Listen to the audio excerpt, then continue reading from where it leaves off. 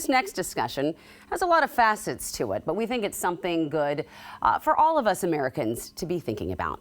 Michael Zweig is the author of Class, Race, and Gender, Challenging the Injuries and Divisions of Capitalism. And he's helping us think through how all these things intersect. And he's joining me on the couch this morning. Thank you for being here. Good morning. Thanks for having me. So again, this is a lot to bite off, but I'm so excited to break this down with you as much as we can in a 5-minute segment. Right. You use the term progressive politics in the book, which is a term that we hear a lot on the news these days. What do you mean by progressive? Well, it is a word that has a lot of different meanings. So what I mean when I'm writing this book is anything that reduces suffering, anything that increases the material or the intellectual or the cultural capacity of working people. Okay. That's progressive. Anything that holds that back, that's regressive, or tries to take it back, that's regressive. Okay. And we live in a time when there's a lot of attempts to take back what was progressive, and we have to fight to keep it and to move it forward. Yes. And that's what this book is trying to explore, and to be a resource for people who want to do progressive politics in the sense that I've just said. Yeah, and having the data to do it. Having the data, having the analysis, and then also the historical context for what's going on today. I have so many questions. You talk about class, working class. Yes. In this book. What do you mean by those terms, and how do they differ? We talk about class and working class. Explain. Well, we talk about class in this country often in terms of income. You know, there's a middle class, that's most people, and then there's a fringe of rich at the top and poor at the bottom. And I think that that's not a very helpful way to think about it. Yes, there is a middle of the income distribution, and there are some rich people, there are some poor people. But for me, class is a question of power. Yep.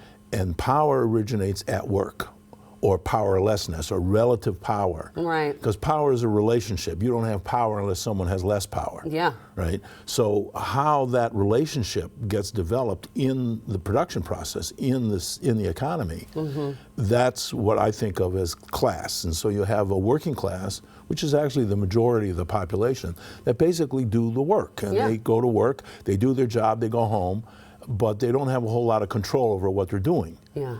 They do work under supervision. Those supervisors are typically in a big business representative of the corporate leadership, of the executives, the senior executives and the board of directors.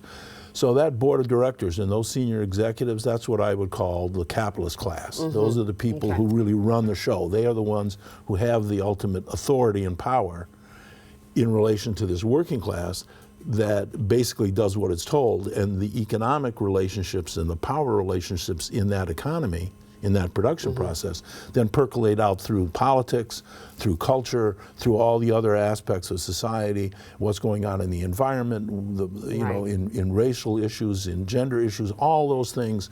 That basic class dynamic is percolating through it, and that's what this book is trying to explore. And so when we look at it through that lens, we can understand the ramifications of the other things that go down the line. That's right, I think so. And also to see class as power helps us to see its relationship to race and gender, because those are also questions of power. Yeah. So if you take class and only think of it in terms of income, you don't have that connection to see the way in which class, race, and gender operate together and inform one another and are mutually determined, rather than separate things. Rather than that limited data set. Right. That is not helpful. That's right. Understanding the full picture.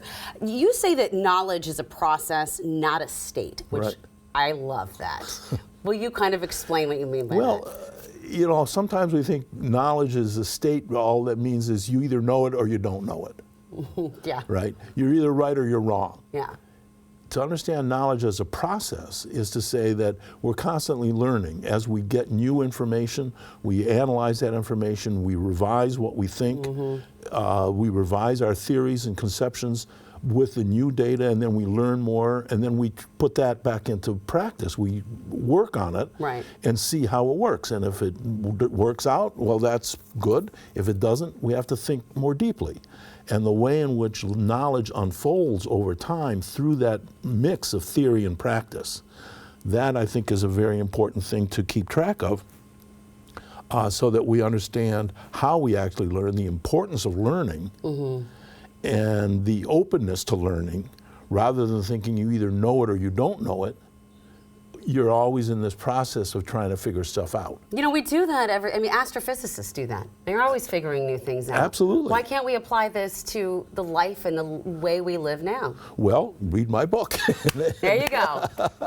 And we're done here. No, thank you so much. It was an absolute pleasure talking to you. Well, it's great to be with you. Thank you so much. Absolutely. So many wonderful things to think about, stretch your mind and your ideas. So just a reminder, Michael is holding an author event tonight, Tuesday, November 28th at 7 p.m.